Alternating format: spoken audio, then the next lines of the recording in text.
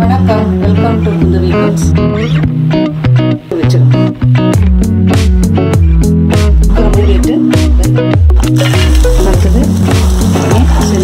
வணக்கம், welcome to Kundavai cooks. அனைவருக்கும் நவராத்திரி பண்டிகை நல்வாழ்த்துக்கள். நவராத்திரி ஸ்பெஷலாக விதவிதமான சுண்டல்கள் பார்க்க போகிறோம். பூண்டு, கரம் மசாலா, வெங்காயம் இதெல்லாம் போட்ட சுண்டல்களை வர்றவங்களுக்கு பட்சணங்களாக வச்சு கொடுங்க. நெய்வேத்தியத்துக்குன்னு செய்யும் பொழுது பூண்டு, வெங்காயம், கரம் மசாலா இதெல்லாம் தவிர்த்துட்டு செய்யுங்க. இன்னைக்கு பாசிப்பருப்பு சுண்டல் பார்க்குறோம். பாசிப்பருப்பு அரை மணி நேரம் ஊற வச்சுட்டு பாருங்க, இந்த மாதிரி குக்கரில் போடக்கூடாது, இந்த மாதிரி மலர வேக வச்சுக்கோங்க.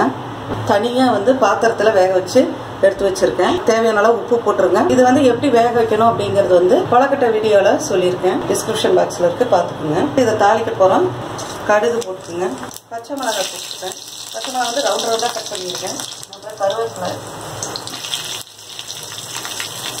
சுண்டலுக்கெல்லாம் பெருங்காயம் போடணும் கண்டிப்பாக. தேங்காய், இந்த சுண்டலுக்கு தேங்காய் கொஞ்சம் அதிகமாக போட்டிங்கன்னா ரொம்ப சுவையாக இருக்குது. கொத்தமல்லி தழை,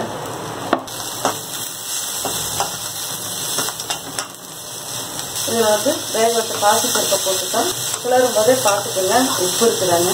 சூட்டோட கலர்னால தரவை உப்பு மிக்ஸ் ஆகிடும். மாங்காய் இஞ்சி துருவி வச்சுருக்கேன், அதை போட்டுங்க.